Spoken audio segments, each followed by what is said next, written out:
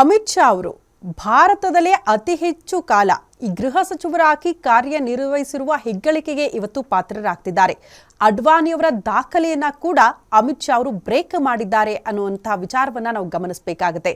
ಪ್ರಮುಖವಾಗಿ ಮೇ 30, 2019ರಂದು ಅಧಿಕಾರ ವಹಿಸಿಕೊಂಡಾಗಿಂದ ಕೂಡ 2258 ದಿನಗಳನ್ನು ಅವರು ಪೂರೈಸಿದ್ದಾರೆ. ಇದರೊಂದಿಗೆ 2256 ದಿನಗಳ ಕಾಲ ಈ ಹುದ್ದೆಯನ್ನು ಅಲಂಕರಿಸಿದ್ದ ಹಿರಿಯ ಬಿಜೆಪಿ ನಾಯಕ ಲಾಲ್ ಕೃಷ್ಣ ಅಡ್ವಾಣಿಯವರ ಅಧಿಕಾರಾವಧಿಯನ್ನು ಅಮಿತ್ ಶಾ ಅವರು ಮೀರಿಸಿದ್ದಾರೆ. ಮಾರ್ಚ್ 19, 1998ರಿಂದ ಮೇ 22, 2004ರ ತನಕ LK ಅಡ್ವಾಣಿಯವರು ಗೃಹ ಸಚಿವರಾಗಿ ಕೆಲಸ ಮಾಡಿದ್ರು. ಜಮ್ಮು ಮತ್ತು ಕಾಶ್ಮೀರದ ವಿಶೇಷ ಸಾಂವಿಧಾನಿಕ ಸ್ಥಾನಮಾನವನ್ನು ಕೊನೆಗೊಳಿಸಿ 370 ವಿಧಿಯನ್ನ ರದ್ದುಗೊಳಿಸಿದ್ದು ಅಮಿತ್ ಶಾ ತೆಗೆದುಕೊಂಡ ಮಹತ್ವದ ನಿರ್ಧಾರಗಳಲ್ಲಿ ಪ್ರಮುಖವಾಗಿದೆ.